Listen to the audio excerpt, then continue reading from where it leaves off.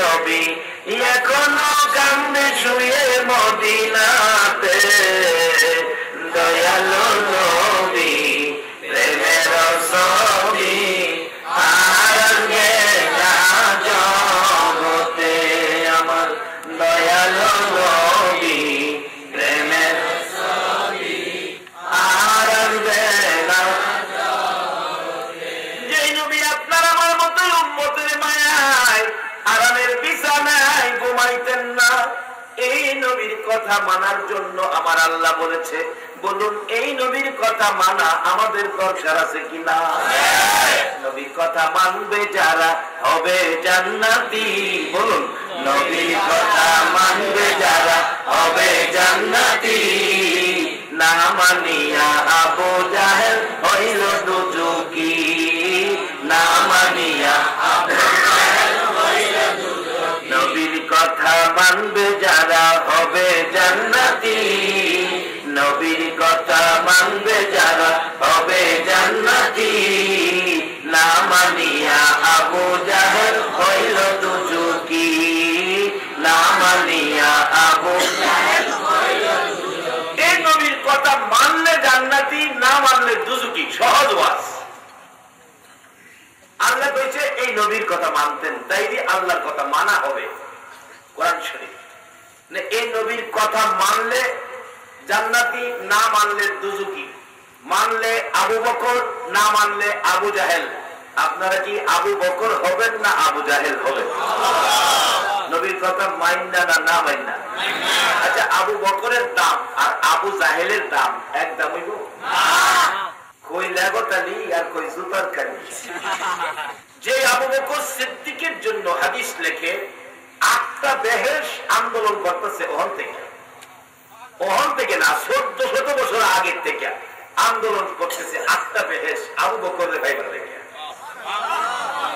অন্য নবীর উম্মতেরা আন্দোলন করত বেহেশ পাইবার লেগে, আর বেহেশ আন্দোলন করে আখিরি নবীর উম্মত নিবার লেগে। এই নবীর কথা মানলে, এই নবীর পক্ষ নিলে লাভ হবে না লস হবে? বলে হুজুর কিভাবে? নবীজির হাদিস, নবীজি ওয়াজ করেন, সাহাবীদেরকে নিয়ে আলোচনায় বসলেন।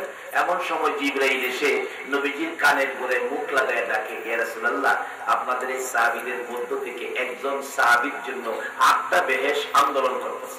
রাসূল কয়, বলো কি, আমার উম্মতের জন্য বেহেশ আন্দোলন করে নিবার লেগে?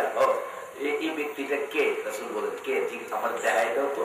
যার দিকে জিবরাইল আঙ্গুল ইশারা করছে কিতাব লেখে, উনি হলেন আবু বকর সিদ্দিক।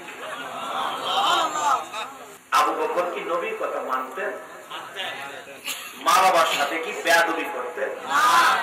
আবু বকর জীবনী দেখেন, নবীজির কাছে বসতেন প্রায় সময়। একদিন রাত্রে গভীর আবু বকর সিদ্দিক নবীজির চেহারার দিকে তাকাইয়া থাকতে থাকতে আর যেন মনটা মানতেছে। যারা চিনে তারাই কিন্তু কিনে। মক্কা নগরীতে ঘটনাটা, ইয়া রাসূলুল্লাহ, আজকে আর বাড়িতে যাবো না, আমার কালিমা না পড়াইলে এ বাড়িতে যাবো না, আমার কালিমাটা পড়াই দেন। কালিমা পড়াইয়া আবু বকরকে মুসলমান বানিয়ে দিলেন, ইসলামের মধ্যে ঢুকাইয়া দিলেন। কিন্তু আবু বকর ওই দিন বাড়িতে যাইতে একটু রাত্রে বেশি হয়ে গেছে, অন্য দিনের তুলনায় এদিন রাত্রে বেশি। রাত্র যত বেশি হোক, সন্তান বাড়িতে না আসা পর্যন্ত একটা লোকের ঘুম হয় না। বলুন তো এই লোকটাকে? আওয়াজ করে বলুন, বড় ঘরে বলুন। একটা লোক শুধুমাত্র আছে, দরজা লাগায় না, ঘুম হয় না, এই লোকটা হলো মা। দরজায় গিয়ে দেখে মা দাঁড়ায় গেছে। আবু বকর, এত রাত তো তুমি কোনোদিন করো নাই, আমি মা দাঁড়ায় রইলাম, কেন বাবা এত দেরি হয়েছে? আবু বকর সিদ্দিক রাদিয়াল্লাহু তাআলা মুস্কি মুস্কি হাসে আর বলতেছেন, মা, আজকে আমি আখির নবীর হাত ধরে গো কালিমা পড়ে মুসলমান হয়েছি। এই কথা বলতে দেরি আবু বকরের মা আবু বকরকে মারতে দেরি করে নাই, 2 হাতে থাপ্পড় শুরু করলো। বাপ-দাদার ধর্ম ছেড়ে দিয়ে তুমি কোন সাহসে মুহাম্মদের ধর্ম গ্রহণ করেছো? আবু বকরকে মারতেছে মা। আবু বকর শুধু হাসে, একটু কাঁদে না। মা বলতেছে, দাঁড়াও, তোমাকে কি শাস্তি দিব এবার তুমি বুঝে নিও। ঘর থেকে বাহির হয়ে গভীর রাত্রে চিল্লা চিল্লি করতে থাকলে পুরুষ জড়ো হয়ে গেছে। কি ব্যাপার, কি হলো তোমার? তোমরা সকলে মিলে আমার ছেলে আবু বকরকে মারো, সে বাপ-দাদার ধর্ম ছেড়ে দিয়েছে। চারদিক থেকে পুরুষেরা এমন জোরে মারতে শুরু করলো, আবু বকরের সমস্ত শরীরে রক্ত জমাট হয়ে গেছে, এমনকি নাকের মুখ দিয়ে রক্ত বাহির হওয়া শুরু হয়েছে। আবু বকর জ্ঞান হারা হয়ে গেছে, তারপরেও মারতে ছিল। মা উপরে পড়ে ডাকতেছে, তোমরা আর মাইরো না। আমার আবু বকরের জ্ঞান থাকলে কালিমা আর জীবনে রাখবে না, জ্ঞানটা ফিরলেই কালিমা ছেড়ে দিবে। আবু বকরের মা উপরে পড়ে মার থেকে আবার রক্ষা করলেন, মার থেকে আবার বাঁচাইলেন। চারদিকের মানুষ আবু বকরকে মেরে সবাই বাড়িতে চলে গেল। রাত্র হয় না, আবু বকরের জ্ঞান ফিরে না, সমস্ত শরীরে রক্তাক্ত। সকাল হয়ে গেলে আবু বকরের মা এক গ্লাস পানি লইয়া ডাকতেছে, বাবা আবু বকর, কেন কালিমাটা পড়লা গো বাবা? কেন ইসলাম ধর্ম গ্রহণ করলা? এই অপরাধে মায়ের তোমাকে দেওয়া হলো, তারপরও তুমি কালিমাটা ছাড়লা না। একটু পানি খাওয়া, তোমার খাওয়ার পর নিশ্চয়ই তোমার কলিজা শুকাইয়া গেছে। আবু বকর একবার মায়ের দিকে চাই, আবার পানির গ্লাসের দিকে চাই। মা, মা গো, যে নবীর হাত থেকে কালিমা পড়ার অপরাধে সারা রাত মার খাইলাম, এই নবীর হাতে পানি না দিলে আমি পানি খাবো না। আবু বকরের মা এতিমের মতো তাকিয়ে আছে, এটা কেমন ধর্ম গ্রহণ করে ফেললো আবু বকর? জীবন যাবে, তারপরেও নাকি পানি খাবে না, উঠতে পারে না। কষ্ট করে উঠে বসেছে রক্তাক্ত অবস্থায়, আস্তে আস্তে মাটিতে ভর করে দাঁড়িয়ে গেছে। এক কদম দুই কদম করে সামনে হাঁটতে শুরু করেছে। রক্তাক্ত অবস্থায় হাঁটতে হাঁটতে আমার নবী পাকের দরবারে হাজির। আমার নবী ডাকে, রে আবু বকর, তোমার এই অবস্থা কেন? রক্তাক্ত কেন? কে তোমার মারছে?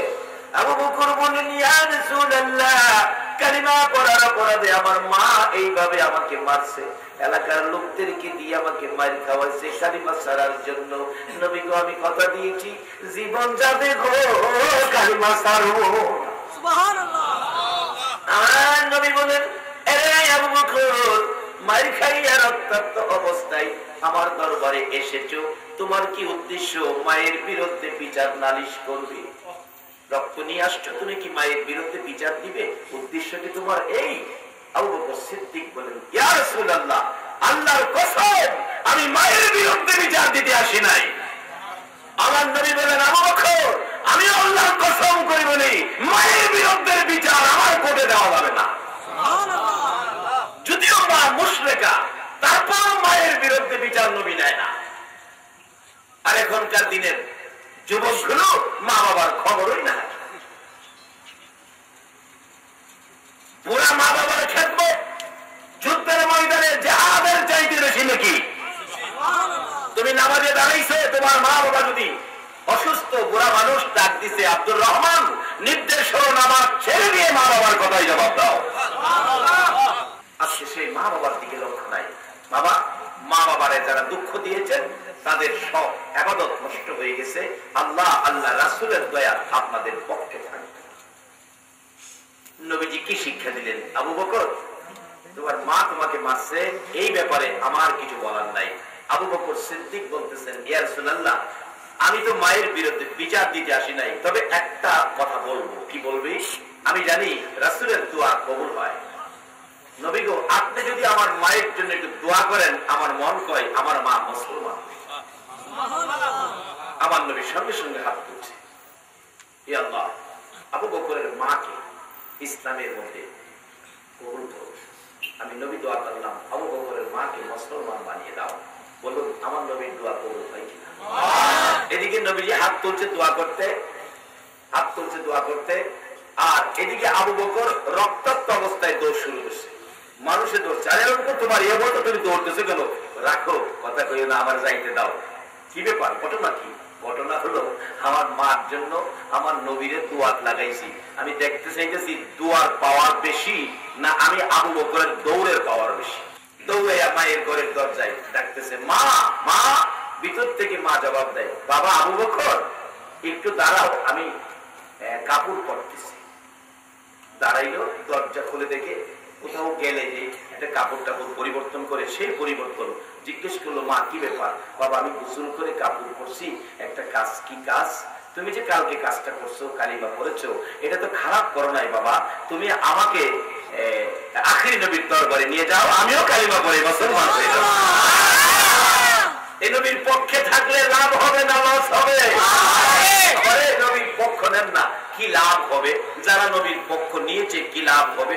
আসতেছি সামনে। আবু বকর সিদ্দিক বুড়া মা দৌড়ে দৌড়ে নিতেছে। নবীজির কাছাকাছি গেলে নবী বসেছিলেন, আবু বকরের বুড়া মা দেখে তাকে সম্মান দেওয়ার জন্য নবী দাঁড়িয়ে গেছে। নবী দাঁড়িয়ে গেছে।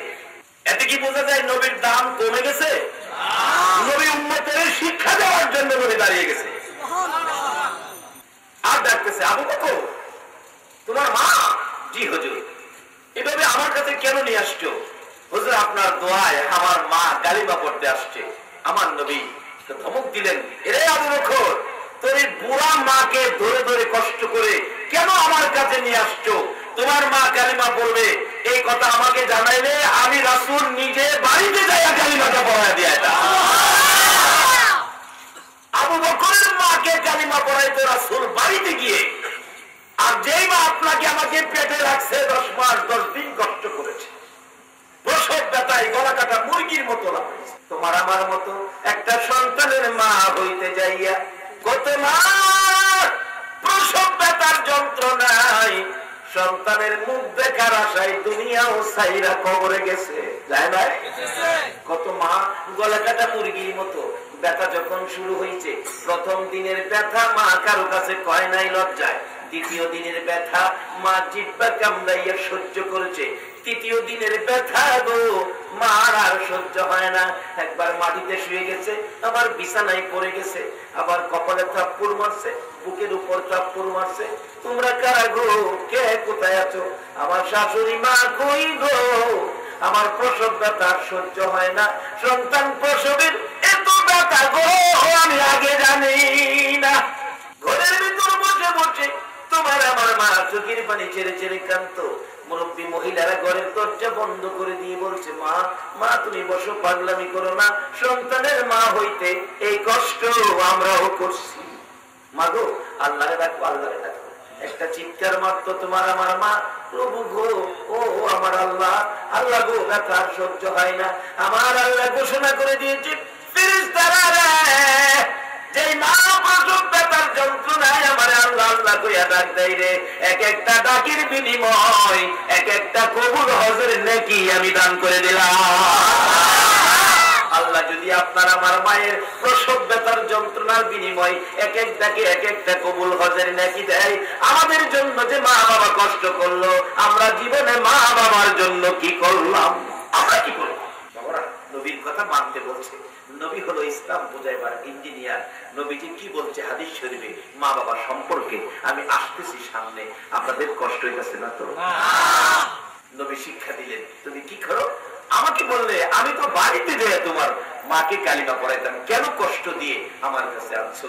এবার আবু বকরের ভাষ্য হলো, ইয়া রাসূলুল্লাহ আমি তো বলি নাই মাকে, মা ইচ্ছা করে বলছে তুমি আমাকে মুহাম্মদুর রাসূলুল্লাহ সাল্লাল্লাহু আলাইহি সাল্লামের দরবারে নিয়ে যাও, আমি রাসূলকে একটা নজর দেখব। বলুন রাসূলকে দেখতে পারলেও ভাগ্য ভালো হবে না খারাপ হবে? আরে এক নজর দেখে ভাগ্য ভালো হয়েছে মা খাদিজা, এক নজর দেখে ভাগ্য ভালো হয়েছে মা খাদিজার। কি পরিমাণ ভালো! এর চেয়ে ভালো ভাগ্য মনে পৃথিবীতে আর কারো নাই। কিভাবে ভালো? নবীজির বয়স 25 বছরের পৌঁছে নাই, কিন্তু নবীজির সুনাম। ও যুবক, তোমাদের বয়স যখন নবী ছিল, নবীজির আচার আচরণ, চাল চলন, কথাবার্তা, স্বভাব চরিত্র কি যে অসাধারণ, যার কোনো তুলনা নাই। প্রকাশ যখন সারা মক্কায় ছড়ে গেল, একটা যুবক এত ভালো। মা খাদিজা অনেক ধনাঢ্য ব্যক্তি, ব্যবসা বাণিজ্য অনেক, বেড়া বকরি দুম্বা অনেক। উনি বললেন তাহলে এই যুবকটা আমার ব্যবসার ফার্মে যদি চাকরি দেওয়া যায় তো মনে হয় ভালো হইতো। খবর পাঠাইলে নবীজির তো বাবা নাই, চাচা আবু তালিব নবীজিকে নিয়ে রওনা হলেন। খাদিজার বাড়ির সামনে গেলেই কে যেন বলতেছেন, খাদিজা দেখা যাও একটা ব্যক্তি আইছে দেখবার মতো। খাদিজা ভাইয়া একটা নজর তাকায়া দেখে হায় হায়, এই কি সেই যুবক যাকে আমি তালাশ করতেছিলাম? ডাক দিলেন, এদিকে আসেন আবু তালিব, আপনি? হ্যাঁ। এ কি আপনার ভাতিজা? হ্যাঁ। এ কি আপনার ভাতিজা? হ্যাঁ। তার নামে কি যা শুনতেছিলাম সেই ব্যক্তি? হ্যাঁ। হায় হায়, এক নজর দেখে মা খাদিজা সবকিছু ফাইসালা জিজ্ঞেস করলো, এই সুন্দর তোমার ভাতিজা? যা শুনলাম চেহারায় সবই তো পাওয়া যায়। তাহলে এটা কাজ করো, তোমার ভাতিজাকে যদি আমার ব্যবসার ম্যানেজার বানাইতে চাই, লেখাপড়া দরকার। তোমার ভাতিজার লেখাপড়া কি? আবু তালিব চোখের পানি ছেড়ে দিছে। খাদিজা, লেখাপড়া কে করাবে? আমার ভাতিজা দুনিয়াতে এসে বাবার মুখ দেখে নেয়, বাবা বলে ডাক দেওয়ার সুযোগ আমার ভাতিজা 6 বছরও পুরা হয় নাই, মাও হারাম। এই এতিম ভাতিজাটাকে কে লেখাপড়া করাবে? আমার জানা মতে কোন স্কুল কলেজ মাদ্রাসায় আমার ভাতিজা লেখাপড়া করে নাই। তাহলে তাদের দৃষ্টিতে নবীর লেখাপড়া নাই। আপনারা কি করেন? নবীর লেখাপড়া আছে? আল্লাহু আকবার বলুন। তাদের দৃষ্টিতে নবী লেখাপড়া জানে না। নবীজিকে উম্মতের শিক্ষক বলা হয়েছে। শিক্ষা যদি নবীর না থাকে, শিক্ষক কিভাবে হইব? আসলে নবী এমন এক ভার্সিটিতে লেখাপড়া করেছে যে ভার্সিটিটা মক্কা নগরীতে। ভার্সিটিটার নাম হলো জাবালে নূর। ভার্সিটিটার নাম কি? জাবালে নূর। যে ভার্সিটির ছাত্র একজন, শিক্ষক একজন। ছাত্র হলো মুহাম্মাদুর রাসূলুল্লাহ, শিক্ষক হলো লা ইলাহা ইল্লাল্লাহ। এই ভার্সিটিতে আর কারো ভর্তি নাই, একজনেই ভর্তি।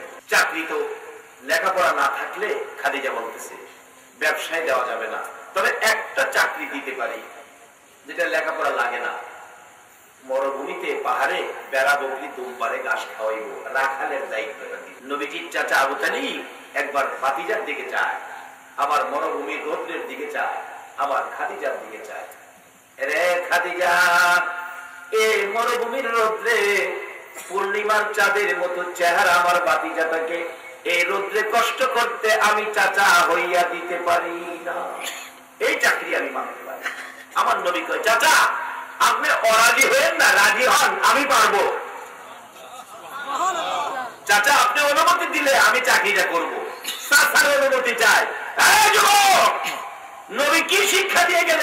চাচার অনুমতি নাই চাকরির জন্য, আর অনেক দিনে বাপের অনুমতিও নেয় না। আমার নবী কি শিক্ষা দিলেন? চাচার অনুমতি ছাড়া কাজে যাইতে রাজি না। চাচার অনুমতি আর বাপের অনুমতি কেউ নিতে রাজি না। কি লাভ হবে নামাজ পড়ে? কি লাভ হবে মুফতি মুফাসসির মুহাদ্দিস মক্কা মদিনার ইমাম হয়েও মা বাবারে কষ্ট দিলে কিচ্ছু লাভ, সব শেষ। কুরআন শরীফে আল্লাহ মা বাবার ওয়াজ করে, অথচ আল্লাহর মা বাবা নাই। হাদিস শরীফে নবী মা বাবার ওয়াজ করে, অথচ বাবাকে একটা নজর কোনোদিন দেখে নাই। পুরাপুরি বয়স পর্যন্ত মা কেউ পায় নাই, তারপর নবী মা বাবার ওয়াজ করে, আল্লাহ নিজে মা বাবার ওয়াজ করে। তাহলে বোঝা গেল এটা বড় গুরুত্বপূর্ণ জিনিস। ও যুবক ভাইরা, বাবারে আজকে মা বাবার দিকে একটু নজর দাও। রাসূল বলেছে, যার বাবা জীবিত তার বেহেশতের একটা দরজা খোলা, তার মা জীবিত তার বেহেশতের 2টা দরজা।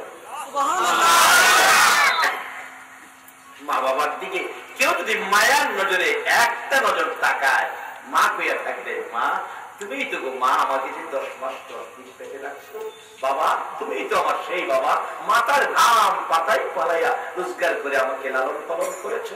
এইভাবে যারা ডাক দিবে, রাসূল বলছে এই মায়ার নজরে তাকায়া এর একটা ডাকে একটা কবুল 7টা উমরা হজের নেকি পাওয়া যায়।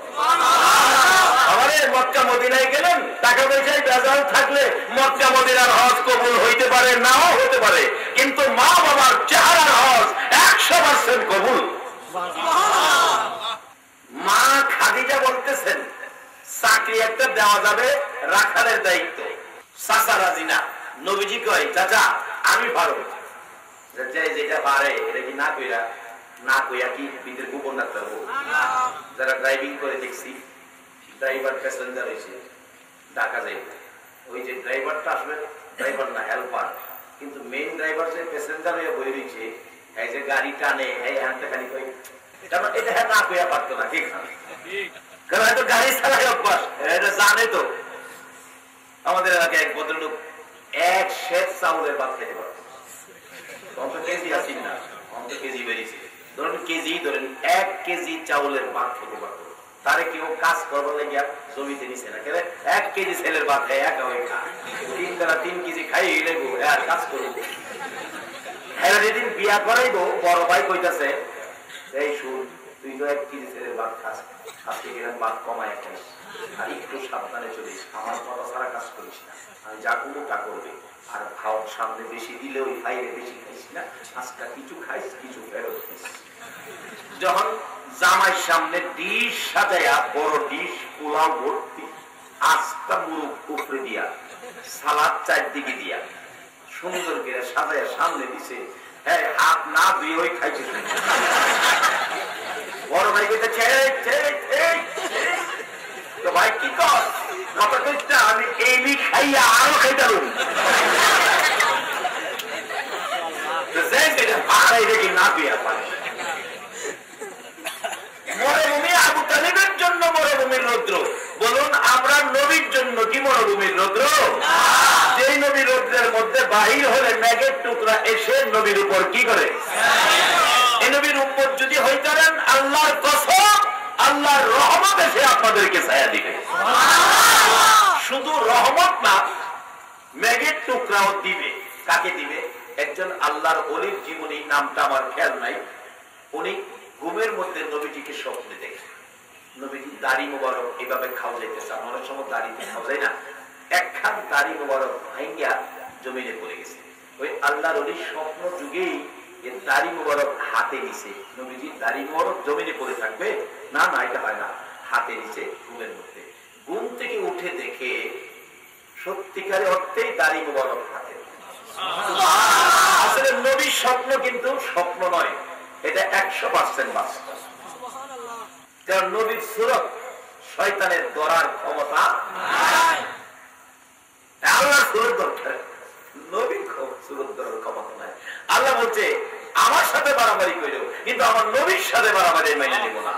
আমি আল্লাহর তুই তুক্কার ব্যবহার করো, আমার নবীর তুই তুক্কার আমি আল্লাহ মেনে নেব না। সেই নবী আমাদের নবী, আমরা সেই নবীর উম্মত। এর চেয়ে বড় পাওয়ার পৃথিবীতে আর কিছু নাই। দাড়ি মুবারক কি করবো, কই রাখবো?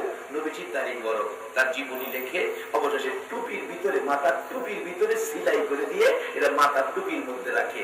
নবীজির দাড়ি মুবারক টুপিতে থাকার কারণে উনি রৌদ্রের মধ্যে বাহির হলে আকাশের মেঘের টুকরা এসে উপরে ছায়া দিত। এই নবীর আদর্শ যদি আমাদের কাছে থাকে, নবীর প্রেম যদি আমাদের কাছে থাকে, বলুন আল্লাহ রহমত এসে আমাদেরকে ছায়া দিবে না? কিভাবে দিবে? আসতেছি সামনে।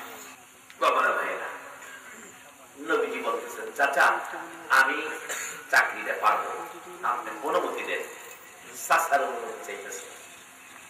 আবু তালিব অবশেষে বলছে, ভাতিজা আমার তো কষ্ট হয়, কিভাবে তোমারে এই মরুভূমির রৌদ্রের মধ্যে দায়িত্ব দেই? চাচা আমি পারবো। যাও, ঠিক আছে, তুমি পারলে অনুমতি দিলাম। মা খাদিজা বলেন, হ্যাঁ ঠিক আছে, সকাল থেকে দায়িত্ব, বেড়া বকরি রুম বানিয়ে মাঠে দেবে। সকালবেলা নবীজি ডাকতেছে, ম্যাডাম কয়টা বকরি, কয়টা দুম্বা, কয়টা উট, কয়টা বেড়া আমাদের গইনা দিবেন তো? ব্যবসা বাণিজ্যে মালামাল কি আছে না আছে গইনা তারে বুঝাই দিবেন না? ক্যাশটা তো সবকিছু বুঝাই দিতে হবে, বুঝাই দেন। খাদিজা কয়, এরকম তো কেউ কয় না। কয় না, আমি বেজাল না, আমি পরিষ্কার নবী, আমি বেজাল মিঠাইতে আইছি, আমি বেজাল সমাজে লাগাইতে আইছি না। আগে আমাদের কইনা বুঝাই দেন, পরে আমি দায়িত্ব নেই যাতে আপনার কোনো ক্ষতি না হয়, আমিও আপনার ঠিক সেই রকম বুঝাই দেব। এটা কি শৃঙ্খলা নাকি অশৃঙ্খলা? ইসলাম কিসের ধর্ম? জোরে বলো, শৃঙ্খলার ধর্ম। সেই ইসলামটা বুঝিয়ে দেওয়ার জন্য, সেই ইসলামের ক্যাটালগ চিনিয়ে দেওয়ার জন্য ইঞ্জিনিয়ার হয়েই দুনিয়াতে আসছেন রাহমাতাল লিল আলামিন।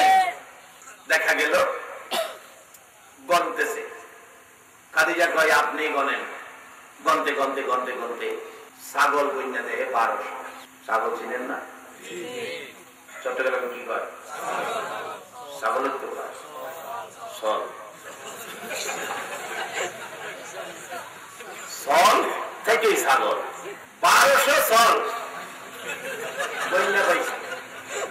আরে 4টা সল লইয়া বাইরে দেখেন আমাদের ভাগল বানাই দেব। আর নবীর বন্টনে কয়টা পাইছে? 1200। এই অনুযায়ী তো দুম্বাও আছে, দুম্বা আছে, উট আছে, তারপরে ভেড়া আছে, সবগুলি কন্যা নবী গুরুত্ব দিচ্ছে সলের 1200 টাকা। এইখান থেকে কন্ট্রোল করতে হবে। আচ্ছা বলুন, আমরা নবীরে সকল প্রাণী চিনি কিনা? আল্লাহ যে ঘোষণা দিচ্ছে ওমা আরসালনাকা ইল্লা রাহমাতাল লিল আলামিন, নবী কি কয়েকটা প্রাণীর জন্য রহমত না সকল প্রাণীর জন্য? আমরা না চিনলেও সকল প্রাণী আমার নবীরে চিনে। কন্যা বুঝা ভাইয়া যার যার শাখায় রুমে ঢুকে ঢুকে গলার থেকে রশি সব চাইরা দিতেছে, চাইরা দিয়ে তো ভাইও ম্যাডাম ডাকতেছে, ও রাখাল এ কি করতেছেন?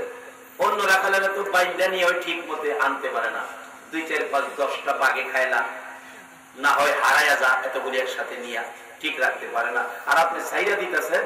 নবীজি কয়, খাদিজা আপনি এই চিন্তা করবেন না, আমি দায়িত্ব নিছি তো, যা যাইব তাই আবার ফিরে আইব, একটাও নষ্ট হবে না। বলে কি এটা কেমন রাখাল? খাদিজা কয় আশ্চর্য, দেখতেও আশ্চর্য, কথাবার্তাও আশ্চর্য, কাজগুলিও দেখবো। খাদিজা নিজের কাজ বন্ধ করে দেখতেছে কি করে। দেখেন নবী সব ছাইরা আগে আগে যায়, পিছে পিছে সব লাইন দিয়ে যাইতেছে। তোমার নেতা আমার নেতা বিশ্ব নবী মোস্তফা আগে দিয়া এই নেতৃত্ব মাইনা পিছে পিছে সব প্রাণী পশুরা যাইতেছে। আর আমরা উম্মত হয়ে নবীরে মানি। এর চেয়ে দুঃখের আর কি আছে? যাইতে যাইতে খাদিজা দেহে কি আশ্চর্য, একটাও এদিক সেদিক যায়, অথচ 4টা ছাগল নিয়ে বাইরে দেখবেন, একটা ঘুরতি মেরে আপনি খাওয়াইবার লেগে নিবেন, এরপর একটা ঘুরতি মেরে আপনার কাছে লাগাই দিচ্ছে, আবার একটা পিছের থেকে গতিতে হেঁটে টানতেছে, আরেকটা পিছে খাওয়াইছে এর টানবেন, গলা রশি ছিঁড়া দেবো, হ্যাঁ সামনে এই চরিত্র ছাগলের আছে কিনা? কিন্তু নবীজি ছাগল ছাইড়া হয়ে যাইতেছে। নবীজি পরশে শুধু আমাদের নবী না, সকল নবী রাসূলগণকে দিয়ে আল্লাহ ছাগল বলাইছে। নবী রাসূলের পরশে ছাগল যাওয়ার কারণে ছাগলের দাম বাড়ছে না কমছে? ফার্মের মুরগ কোন, দেশি মুরগ কোন, গরুর গোশত কোন, মহিষের গোশত কোন? বলুন তো সবচেয়ে দামি কিসের গোশত? আল্লাহু আকবার। নবীর পরশে গেলে যদি ছাগলের গোশতের দাম বেড়ে যায়, এই নবীর উম্মত হইয়া কবরে গেলে আমরা দাম বাড়তো না? খাদিজা দেহে যাইতেছে আর দেখা যায় না মরুভূমির অর্ধেক রাস্তা। অবশেষে তার জীবনী দেখে খাদিজা তার বিল্ডিং, বাড়ির বিল্ডিং এর ছাদের উপর, ছাদের উপরটা তাকাইয়া দেখে কাণ্ড কারখানা, মেঘের টুকরা এসে ছায়া দিয়ে রাখছে। আর নবী যাইতেছে পিছে পিছে সব যাইতেছে, মরুভূমিতে যাইয়া সব ঘাস পানি খাইতেছে। মাঝে মাঝে আইসা নবীজির কাছে হাজিরা দেয়, আবার কেউ কেউ নবীজির চেহারা মুবারকে জিব্বা দিয়া চাটে। খাদিজা কই এই কি করবার, এরকম রাখাল তো আর দিন নাই। আল্লাহ এরকম ব্যক্তি আমি সৃষ্টি হই করি নাই, দেখবে কই থেকে মানে আমরা কম নবী আমরার মতো। আল্লাহ বলছে আমি এরকম আর সৃষ্টি হই করি নাই, আমি হলাম রাব্বুল আলামিন, আর আমার এই নবী হলো রাহমাতুল লিল আলামিন। এই ঘোষণা আর কোন নবী রাসূলের সামনে দেওয়া। আপনি কোন সাহসে বলেন নবী আমার মতো? লজ্জা করে না? আমি কি কথাগুলো বুঝাইতে পারতেছি? বিকালবেলা সব বেড়া বকরি নিয়ে বাড়িতে এসে বলতেছি, ম্যাডাম আপনার জিনিস সব ঠিক আছে কিনা গইনা আপনি বুঝাল। খাদিজা কই ঠিক মতো আইছে? আপনারটা আমি বুঝাল, আপনারা কি করেন ঠিক মতো আইছে কিনা সব? তবু খাদিজা বলে গইনা দেখে একটাও বেশ কম।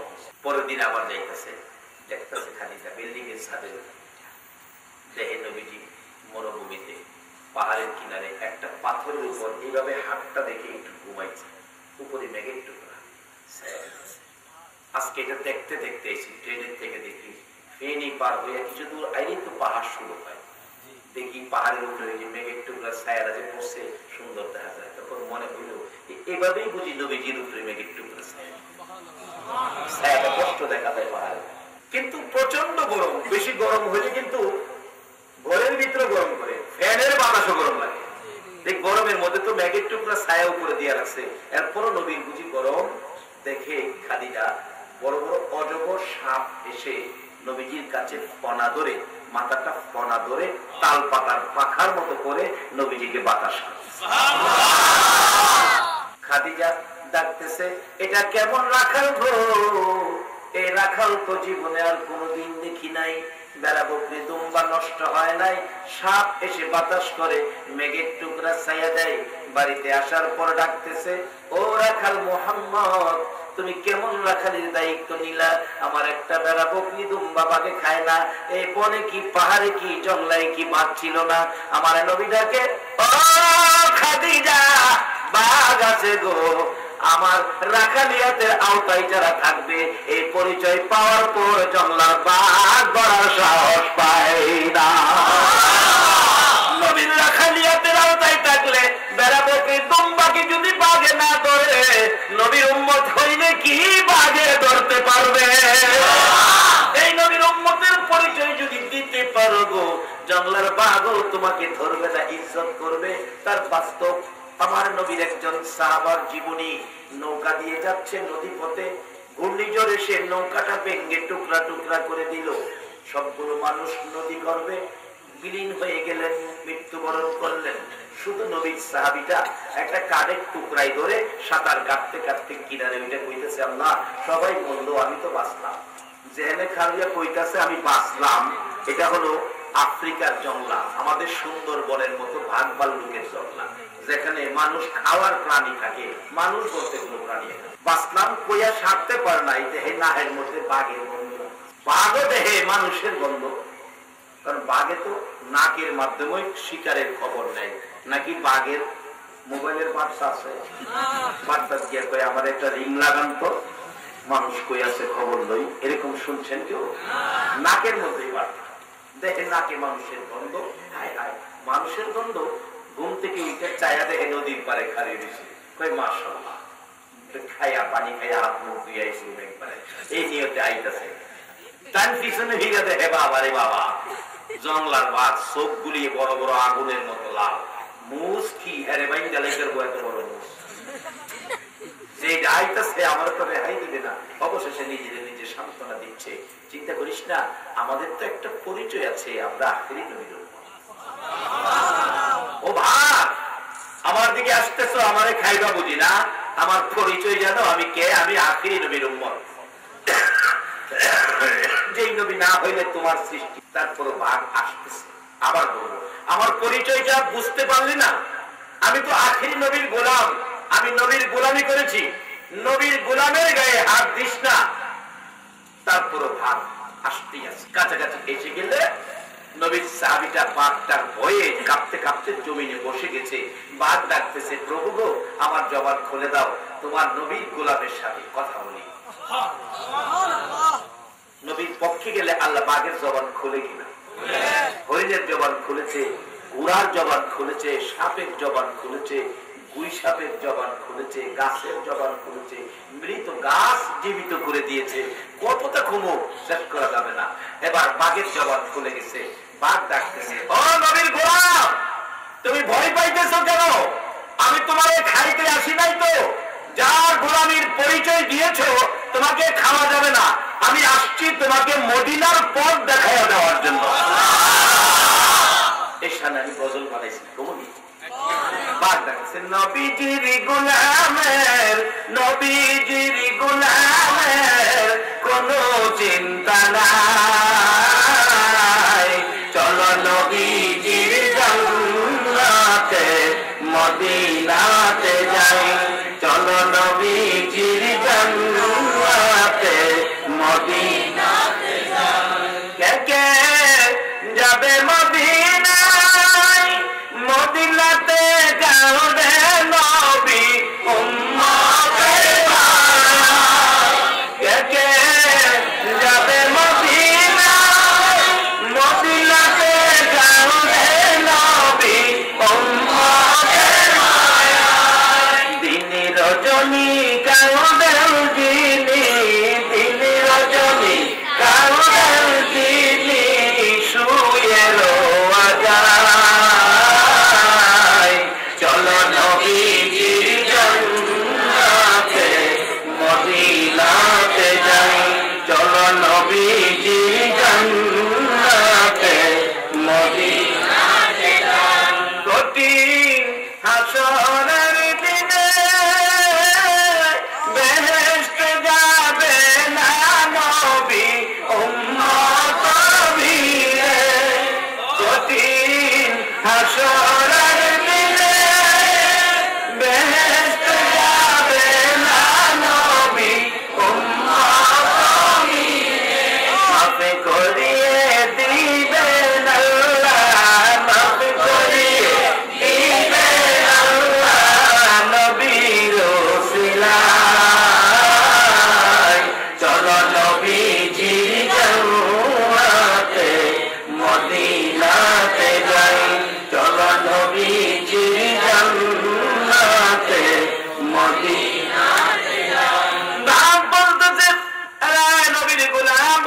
না, আমি তোমাকে খাইতে আসি নাই, আমি তোমাকে মদিনার পথ দেখাইয়া। বাল্যকগুলো, হিংস্র প্রাণীগুলো মানুষ দেখে, যারা মানুষ খাবে তারা দৌড়ায় আসতেছে। এই ভাগটা তার বাসায় জঙ্গলার মধ্যে ঘোষণা দিতেছে, জঙ্গলার বাগেরা রে, হিংস্র প্রাণীরা রে, এই লোকটার দিকে তোমরা আইসো না। পরিচয় জানোনি কাকে নিয়ে আমি রওনা হয়েছি? যেই নবীর ভালোবাসায় কুল কায়নাত, যেই নবীর কারণে তোমাদের সৃষ্টি, ওই নবীর গোলাম লইয়া আমি রওনা হয়েছি। সাবধান করে দিলাম, এদিকে আইসো না, আর চোখে তাকাইও না। নবীর সাহাবী বলেন, বাগের মুখ থেকে ওই জঙ্গলার বাসায় আওয়াজ হওয়ার পর যে ভাগগুলো যেখান থেকে আসছিল সেখানে ব্রেক আর একটু 1 ইঞ্চি সামনে বাড়ে না, শুধু আমার বাগটাই মাঝখান দিয়ে চলছে। এমন দেখেন আমাদের দেশে এরকম পরিবেশ হয়। কোন মন্ত্রী গাড়ি আসতে চট্টগ্রাম শহরে দেখবেন আগে 7 দিন পুলিশ হোন্ডা দিয়া বাঁশি দিয়া সংকেত দেয়, সব সাইড। আবার মন্ত্রীর গাড়ির আগে একটা পুলিশের গাড়ি থাকে, জানালার ফাঁকে দিয়া 2টা লাড়ি বাড়ি কিনা দেয়, একটা গাড়ি চলবে, সব গাড়ি সাইড করে ব্রেক করে রাখবে। কিন্তু জঙ্গলাতেও এই পরিবেশ হলো, একটা গাড়ি চলছে, সব সাইড। আমি বলবো শুধু দুনিয়ার জঙ্গলায়, দুনিয়াতে নয়, এই নবীর উম্মতের পরিচয় যদি নিয়ে যেতে পারেন, আসলে জমিন যেদিন কায়েম হবে, আদম আলাইহিস সালাম থেকে শুরু করে ঈসা আলাইহিস সালাম পর্যন্ত সকল নবী রাসূলের উম্মতেরা যেদিন ময়দানে দাঁড়িয়ে থাকবে, আদাত উপরে সূর্যের তাপে মাটি তামা হয়ে আগুন জ্বলতে থাকবে, ওই দিন সর্বপ্রথম ঘোষণা হবে, আমার আখিরি নবীর উম্মতের গাড়িগুলো আগে জান্নাতে পাঠাও। সবাই তাকিয়ে থাকবে, আপনারা আগে জান্নাতে যাবেন, কিন্তু শর্ত হলো পরিচয় থাকতে হবে আখিরি নবী। বলতেছিলাম, যে নবীর উম্মতের পরিচয় পাইলে, যে নবীর গোলামের পরিচয় পাইলে, বাগে না খায়া পথ দেখায়া মদিনায় নেয়। আর অনন্ত মাশাআল্লাহ, মশাই পাইলে আপনারা ছাড়ে না, মশাই ছাড়ে। কারেন্ট না থাকলে জামা কাপড় খুললে একটু শুয়া দেখতেন, মশাই কি খুশি, আপনার কাছে গান গাই, ও আমার গুণের বন্ধু গো, দুস্থ ঘুমাও গো, ও বন্ধু গুনগুনা গুনগুন, ঘুমাও গো গুন, আমি কিছুক্ষণের মধ্যে ইঞ্জেকশন বাউ করতে করে কিনা এই ব্যবস্থা না? আপনাদের চট্টগ্রামে মশাই কামড় দেয় না? আমরা মশাই বাইরে ছাড়ে না, আর যার পরিচয়ে বাঘে খায় না। এই নবীর আদর্শ, এই নবীর পক্ষে যাইতে রাজি আছেন? বলতেছিলাম, মা খাদিজা পক্ষ নিয়েছে, মৌলবী কয়, ভাই যাও, এত পয়সা খরচ করলেন, সবই তো আপনার, পিছনে কিছু নাই, খবর লইছেন? শুনছি তোমারে খুঁজতেছি, তুমি তোমারে লয়ে যাবো কেন? মৌলবী সাত গেলে কিছু রহমত হয়, মৌলবী রহমত আগে দেখ ফেলাচ্ছি। আসলে মৌলবী রহমত এ কথা সত্য, কারণ আমরা নবী যদি রহমতের নবী হয়, আর রাসূল বলছে আল উলামাউ ওয়ারাসাতুল আম্বিয়া, নবীর ওয়ারিস হলো উলামাগণ, তাইলে রহমতের ভাগ তাদের কাছে আছে না? আমরা নাইবে নবী আলেম উলামাদেরকে শ্রদ্ধা করবে, রহমতের ভাগ তাদের কাছে আছে। এই বেচারা কেউ চল যায়, ক্ষেতের আইলো গিয়া কই, ভাই সাহেব দেখছেন ভিতরে সুবহান কিছু নেই, এই সাহেব এখন তো খালি দেখলেন, তা আপনার তো আছে নাই? ঠিকই তো, ভাই সাহেব একটা কথা বলে শুনবেন, জীবন বড় তো আপনি বড় ভাই, আপনার কথা শুনছি, এখন আমার কথা একটা কথা শুনবেন নাই, বলো বিবেক কর। আপনি ক্ষেতের আইলো শুয়ে যাইবেন, আমি সাদা একটা চাদর ঢাইকিয়া কাছে বসে কাটবো, আমার বড় ভাইয়ের সাপে কেটে পেয়ে গেছি, আর আমি না পাওয়া পর্যন্ত আপনি উঠতে কি হইব ঘরে বুঝবেন, কই যা তুই মৌলবী কইছ, একটা কথা শুনি, ভাইয়া চাদরটা ঢাইকিয়া কামতেছে, আমার ভাইয়ের সাপে কেটে পেয়ে গেছি। মৌলবী সাপ কামতেছে, মানুষ তো বিশ্বাস করার কথা না, চারদিক থেকে লোকজন আবার একটা দাগ দিচ্ছে, এর ভিতরে যায় না, সাপের কাটা রুগী যাই ভিতরে যাইবেন, বিষ হাইরে উঠবো, কেউ আবার কাছেও যায় না, কাছে গেলে তো নড়ে সরে না, শ্বাস পানা যায় গরম। হায় হায়, মানুষ দৌড়াদৌড়ি ফিরাইছে, একটা কথা খালি, লোকটার এত সয় সম্পদ ছিল, আজকে কবরও যাইবো, লোকটার তো খালি হাতে যাইবো, কিচ্ছু নিতে। আচ্ছা, যাই যা কইতাছে এই ভদ্রলোক সব শুনতেছে নি, এই সিস্টেমটা করছে মৌলবী বুঝাইতে বাইরে কর সব আমার হল, এই তো খালি হাত, কিচ্ছু নাই।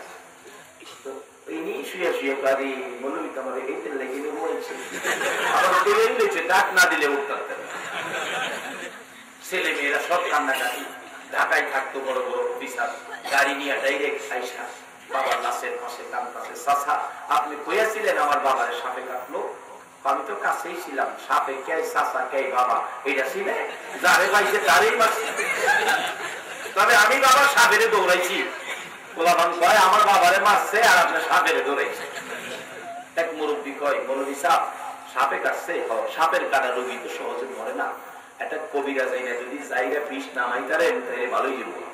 কবিরাজের বাড়ি মৌলভী নিজেই গেছে, কবিরাজ সাপ মরে নাই, ভাই কই তো সব আমার, আখিরাতের জন্য ভাই কোন রোজগার করে নাই, খালি দুনিয়ার সব আমার। এটা বুঝে এবার লেগে সিস্টেম করছি, আপনি দু তিনটা ফু দিয়ে কইবেন এই বিষ এমনি নামান দেয় সিস্টেম করবেন। কি সিস্টেম? এইভাবে এইভাবে এইভাবে এইভাবে মৌলবী করা যাচ্ছে। মৌলবী বলে ব্যাক করে দেন, একটা মৌলবী বংশের মধ্যে বানাইলেন, তাইলে বৈরক্তে টাকা দিয়া তুফার চলবে এমন লাগতো না, বাড়িতে ইনশাল্লাহ আমাদের কাজ চলবে। আমারও আইতে বড় কষ্ট, 6 ঘন্টা পয়সা থাকছে ভাও বুঝা টাকা, এরপরও খাইতে মাইলে খালি ফার্মের মুরগি রান্ধে, দেশি মুরগ খাওয়ায় আগামী বছর আইলে 2টা দেশি মুরগ কারা দিবেন এই মাহফিলে লেগিয়া, এই কারণে ওদের দেশি মুরগ। আরে ভাই এত মানুষের দিলে একজনে দিলে মাশাআল্লাহ, যাক পাইছি পাইছি, এরা দেশি মুরগ দিব, আমার লাগে দেশি মুরগ গোপনে না পেয়ে প্রকাশে করছি, ঠিক আছে না? মুনাফিক নাই যা কম সামনে কম মৌলবী বলে কবিরা দেয় 2-3 ফুট দিয়ে, এই বিষ তো এমনি না। ছেলেরা ধরছে বাবা আমার বাবারে ভালো করেন, কোটি কোটি টাকার সম্পদ আমরা কি করবো, বাবা গেলে না আপনারে খুশি করবো, আপনারে লক্ষ লক্ষ টাকার সম্পদ দিব, আমার বাবার ভালো করে। কবিরাজ তো বাবারে টাকা দিলে কি আর মৃত মানুষ জীবিত হয়? তবে একটা সিস্টেম আছে, ভালো করা যাইতে পারে। মৌলবী পরে আছে কি সিস্টেম? বড় ছেলেকে, বড় ছেলে আমি বড় ছেলে এবং বড় অফিসার, তুমি তোমার বাবার পায়ের কাছে একটু দাঁড়াইতে হবে, আমি মাথার থেকে বিষ যাইয়া আস্তে আস্তে পায়েটা বাড়ি করবো, এই বিষ তোমার শরীরে ঢুকবো, তুমি কইরা মইরা দেবা, তোমার বাবা ভালো। বড় ছেলে যাইবেন না যাইবেন না, এটা কোন যুক্তি হয়েছে? বাবার বয়স হয়েছে, সাপে কাটছে, মারা গেছে, হায়াত নাই, নাকি আমার মধ্যে কথা বলেন? আচ্ছা বড় ছেলে কি কইতাছে, বাবা সব শুনতেছে নি? কার জন্য কি করতেছেন? কেউ কিন্তু আপন না।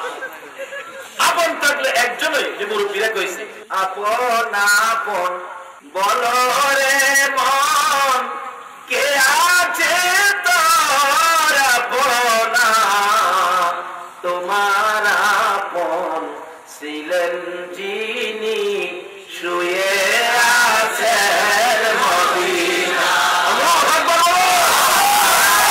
আরেকজন আপন বাইরে আছে, দেখেন না কই আইয়া।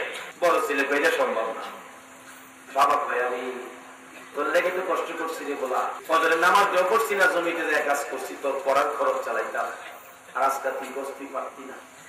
মেজু বলা কই আপনি মাপ চাই, ছোটটা কই আমি দুনিয়াতে কই দিয়েছি। আচ্ছা ঠিক আছে, মেয়েটা কাঁদতেছে, মেয়ে মা তুমি এদিকে আসো, কি লেগে আমি পায়ের কাছে কাজ, বাবা বলতেছে নিশাব হচ্ছে বিবি সাপ, বিবি সাপ তো বাইরে হয়ে রেখেছে, সাপ জায়গা আমি খাইকে কি করবো? কবিরাজ তো আপনি জি আমি ওনার ওয়াইফ, আপনি ওয়াইফ হইলে হেন আসেন পায়ের কাছে খারণ, মইলে যখন যাইবেন বিষটা চাইলে আপনারা দেই, আপনি বিষ লিয়ে মরেন, আপনার স্বামী ভালোই যাবে। কবিরাজ একটা যুক্তির কথা বলতে, ছেলেরা বাবা হারা হয়েছে, অনেকে মা হারা হইতো, হায়াত নাই, সাপে কাটছে, মারা গেছে, আমি তো আদরুস করা মনে ওনারে কাপন দিয়ে গান।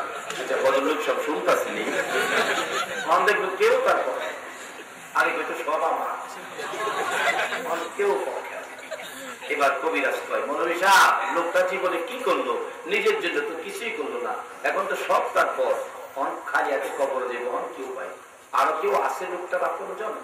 মৌলভী সাহেব 2টা চোখের পানি ছেড়ে দিয়ে বলছেন কবিরাজ আর একজন মানুষ বাকি আছে, ইনি হলেন আমাদের গর্ভধারিণী মা, মারে নিয়ে আসেন।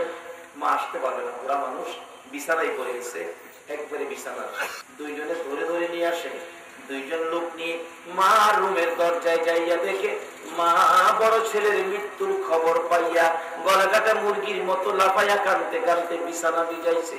মৌলবি ডাক দিছে, মা কাঁদতে হবে না, তোমার ছেলেটা ভালো হবে। বলো কি বাবা?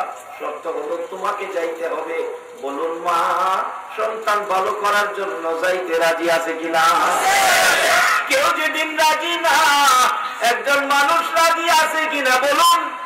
এই ব্যক্তিটা কে? বড় সন্তান ধরে ধরে আমাকে নিয়ে যাও, আমি মা যাইতে রাজি আছি। কাছাকাছি গেলে দূর থেকে হাত পড়াইয়া ডাকছে, কবিরাজ রে যাইস না রে, আমি মা আইসি, আপনি মা লাগেন, খাও, আপনার ছেলে ভালো হবে। শর্ত হলো আপনি পায়ের কাছে দাঁড়াবেন, বিষ যাইরা আপনার উপরে মারবো, আপনি মা মরে যাবেন, আপনার ছেলে ভালো হবে। কেউ তো রাজি ছিল না। বলুন এখন যার উদ্দেশ্যে কবিরাজ বলছে, এই লোকটা রাজি হবে কিনা? মা একটা চিৎকার মারছে, কবিরাজ আমি মা রাজি আছি রে। সত্য হলো আমি তো দাঁড়াইয়া থাকতে পারি না রে বাবা, বলো আমি বসলে হবে নি? কবিরাজ বলেন বসলেও হবে। কেউ যেদিন রাজি না, মা কিন্তু রাজি হইল, নিজের জীবন দিয়ে সন্তান বাঁচাবে। এই ভদ্রলোক সবকিছু শুনতেছে কিনা? মা পায়ের কাছে বসে সন্তানের পায়ের উপর হাতটা লাগাইয়া দিছে। কবিরাজ রে, হাতে যদি ধরে রাখি তাড়াতাড়ি বিষ বাহির হইয়া আমি মায়ের কলিজায় লাগবে, আমি মা মরে যাব, দে দে আমার কলিজার টুকরা সন্তান বাঁচাইয়া দে। এটুকুন বলার পর মৌলভী সাহেব ডাকতেছে, ভাই ভাই ওঠেন, এইবার কোন আপনার কি আছে? দুইটা চোখের পানি ছেড়ে দিয়ে হাত বাড়াইছে মায়ের দিকে। মা, মা গো, তুমি সারা এই জগতে আমার আপন কেহ না। আমার নবী বলেছে, উম্মতেরা রে, এই মায়ের পায়ের নিচেই তোমাদের জান্নাত। নিজের জীবন দিয়ে একজন ব্যক্তি আছে সন্তানকে বাঁচাইতে, ইনি হলেন মা। এবার মৌলবী বলতেছেন, ভাই এতে অতদিন তো কইতেন সব আমার, এবার কত আপনার কি আছে? বলছে, ভাই তুমি ঠিক আছো, আমি এতদিন রেজালে ছিলাম, মা সারা জগতে কেউ নাই, আর আমার তো কিছুই নাই, কেউ আমার পক্ষে না। আমি আখেরাতের জন্য কিছু রোজগার করব। আখেরাতে রোজগার শুরু করেন, মা বাবার মন সন্তুষ্টি রেখে মা বাবাকে খুশি রাইকা নামাজে যান, মা বাবাকে খুশি রাইকা মসজিদ বানান, মা বাবাকে খুশি রাইকা হজ করতে যান, মা বাবাকে খুশি রাইকা ওয়াজ শুনতে যান। মা বাবারে কষ্ট দিয়া এই কাজগুলি করেন না, কোনো লাভ হবে না। হাদিস শরীফে রাসূল বলেছে, নামাজের চাইতে, সদকার চাইতে, রোজার চাইতে, হজের চাইতে, উমরার চাইতে, আল্লাহর রাস্তায় জিহাদ করার চাইতে বেশি নাকি যদি মা বাবারে সাধারণ ব্যবহার দিয়ে কেউ খুশি করতে। সুবহানাল্লাহ, সুবহানাল্লাহ। আল্লাহ আমাদেরকে সেই বুঝ, সেই শক্তি, সেই তৌফিক দান করো। সকালে বলুন আমিন। শুধু একটু দুরূদ সালাম মদিনা পাঠাইয়া নবী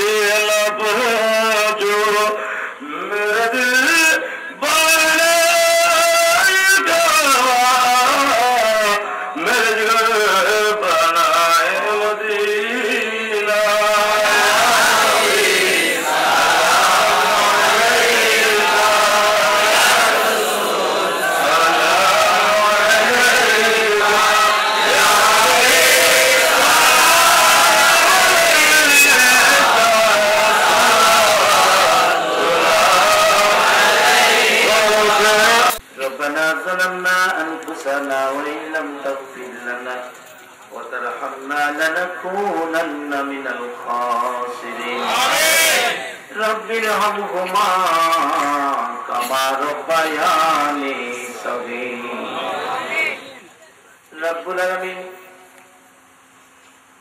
মায়ার নজরে তাকায়া দেখো গো তোমার আদরের বান্দারা রাত্র একটা পার হয়ে গেছে গো আল্লাহ তোমার আদরের বান্দারা আরামের ঘুম ছেড়ে আরামের বিছনা ছেড়ে তুমি যার ভালোবাসায় কোন কায়নাত বানাইছো ওই নবীর প্রেমের মালা গলায় লইয়া এই পর্যন্ত কষ্ট করে ওয়াজ শুনেছে দুটো করে হাত তোমার গফফার নামের দুয়ারে বাড়াইছে একবারে খালি হাত বাড়াই নাই তুমি যার উপরে ফেরেশতাদেরকে নিয়ে দুরূদ ও সালাম পাঠ করো ওই নবীর উপর দুরূদ ও সালাম মদিনা পাঠাইলাম গো আল্লাহ আমাদের দুরূদ ও সালাম গুলো পাখির মতো উড়াইয়া উড়াইয়া দয়ার নবী মায়ার নবীর কদম মুবারকে পৌঁছাইয়া দাও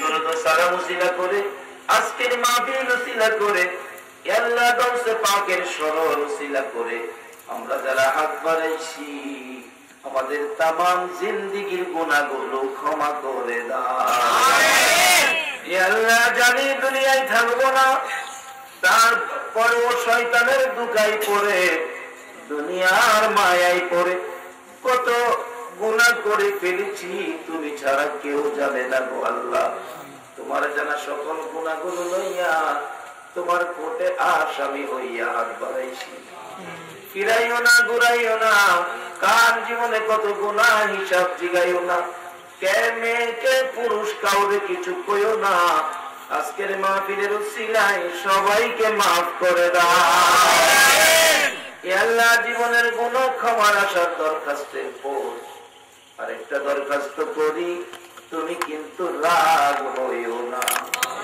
আমি জানি না গো এত রাত্রে যারা বসে মোনাজাতের অপেক্ষায় কার মনে জানি ব্যথা মানায় কার মনে জানি দুঃখ বাবা নাই গো বাবা নাই কত মানুষ আমাদের আশপড়শি মা মা কইয়া ডাকে গো আমার তো মা ডাকার সুযোগ নাই কত মানুষ আমার আশপড়শি বাবা বাবা কইয়া ডাকে আমরা তো একটা বাবা কইয়া ডাক দেওয়ার সুযোগ পাই না কে জানি হাত বাড়াইছে মায়েরা বাবি কে জানি হাত বাড়াইছে বাবার অভাবী এ মা বাবার অভাব কি আর পুরা হবে গো আল্লাহ এই আল্লাহ কাজ করে এই মা বাবা যার কবরে গো আর দেরি করো না এই মুহূর্তে ওই সকল মা বাবার কবর জান্নাতের বাগান বানাইয়া দাও আল্লাহ মায়ের অভাবীরা কি করে বাবার অভাবীরা কি করে নিজে দেখেছি ঈদের দিন সকালবেলা 8-10 বছরের একটা বাচ্চা ছেলে ঈদের দিন রাস্তায় দাঁড়াইয়া কান্দে লোকেরা জিজ্ঞেস করলে ছেলেটা জবাব দেয় আমি কান্দি আমার বয়সের ছেলেদেরকে মা গোসল করাইয়া জামা পরাইয়া দেয় বাবা আঙ্গুলে ধরে ধরে ঈদগায় লইয়া যায় আমার দিকেও গোসল করাইল না জামা পরাইল না আঙ্গুলেও ধরার সুযোগ দিয়ে আমার হইল না একটা ছেলে তার বয়সের বাবার আঙ্গুলে ধরে নতুন পায়জামা পাঞ্জাবি পরে ঈদগায় যাইতেছে পিছে পিছে যায় আর কান্দে লোকটা জিজ্ঞেস করে বাবা কান্দো কেন চাচা কান্দি এই ছেলেটা কার আমার ছেলে আপনি কি ছেলের বাবা ও চাচা আমি কান্দি আমার বাবা গো এইভাবে জামা কাপড় পরাইয়া আবার আঙ্গুলে ধরে ঈদগায় কে নিবে ওই বাবা মাথায় হাত তোলায় আদর করতেছে বাবা তোমার কি বাবা নাই না আমার বাবা নাই ছেলেটা কাঁদতে থাকলে পাড়া প্রতিবেশী মহিলারা চারদিক ঘেরাও করে ফেলেছে মাথায় হাত তোলাইয়া মায়া করতেছে বাবা কান্দিস না মা নাই কাঁদলে কি হবে এবার মাথায় হাত তোলায় আদর করলে ছেলেটা কাঁদলে আর তাকে আপনারা কারা গো আমার মাথায় হাত বুলাইলেন? আমার মা যদি একবার হাত বুলাইতে না জানি আমার কত শান্তি লাগবে। বাবার অভাবী আজকের মাহফিলে যারা হাত বাড়াইছে গো আল্লাহ, আর দেরি করো না, এই মুহূর্তে ওই সকল মা বাবার কবর জান্নাতের বাগান বানাইয়া দাও। মা বাবা যার দুনিয়াতে আছে হায়াত বাড়িয়ে দাও। মা বাবা কেমন জিনিস পূজার তৌফিক ছেলে মেয়েদেরকে দান করে দাও। আল্লাহ গো আমার আব্বা জানের হায়াত বাড়াইয়া দাও। আল্লাহ খাস করে আজকের মাহফিলের আয়োজন যারা করেছে, এই কমিটির যুবকদের বংশধর্মী মুরব্বী যারা কবরে, সকলের কবর জান্নাতের বাগান বানিয়ে দাও। আল্লাহ দেশি বিদেশি প্রবাসী ভাইদের সহযোগিতায় আজকের মাহফিল দ্বিতীয়বার প্রতিষ্ঠিত হয়েছে। আল্লাহ গো যাদের সাহায্য সহযোগিতায় মাহফিল আবার হয়েছে, তাদের বংশধর যারা কবরে সবাইকে তুমি মাফ করে দাও। আল্লাহ খাস করে আজকের মাহফিলে এই পর্যন্ত যারা কষ্ট করেছে, আমি জানি না আমাদের মধ্যে কার কি আশা, কার কি ব্যথা, সকলের ব্যথা দূর করে মনের আশা পুরা করে দাও গো আল্লাহ। আমাদের মধ্যে যারা অভাবী অভাব দূর করে দাও, যারা বিমারি বিমার সেবা করে দাও। আমি নিজেও বিমারি বিমার সেবা করে দাও গো আল্লাহ। যারা নামাজি নামাজ কবুল করে দাও, যারা নামাজ পড়ে না নামাজের বুঝ দান করে দাও। আল্লাহ যারা ব্যবসা করে ব্যবসায় বরকত দাও, যারা চাকরি করে পদোন্নতি দান করে দাও, যারা গৃহস্থী করে করবে জমির ফসলে বরকত দাও। আল্লাহ কাজ করে যারা বিদেশ থাকে গো, অনেক বিদেশি বাইরে মাহফিলে সহযোগিতা করেছে, সকল বিদেশি ভাইদেরকে হেফাজতে রাখো গো আল্লাহ। যারা বিদেশ যাবে তাদের মনের আশা পুরা করে দাও গো আল্লাহ। আল্লাহ খাস করে যাদেরকে ছেলে মেয়ে দিয়েছো, সকলের ছেলে মেয়েদেরকে নেক হায়াত বাড়িয়ে দাও।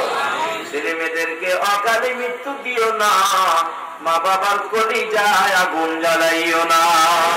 ছেলে মেয়েদের মুখে এতিমের দাগ লাগাইও না, ছেলে মেয়েদের মা বাবার হায়াত বাড়াইয়া দাও। আল্লাহ খাস করে মাওলানা নিজামী সাহেব, শফিউল আলম নিজামী সাহেব কিবলা, আল্লাহ শত্রুদের আক্রমণে অসুস্থ, আল্লাহ একজন নবীর আসে, তোমার নবীর গুণগান গাইব।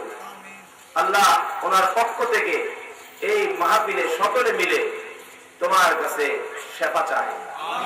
আল্লাহ ওনাকে সেবা দিয়ে নেক হায়াত বাড়িয়ে দাও।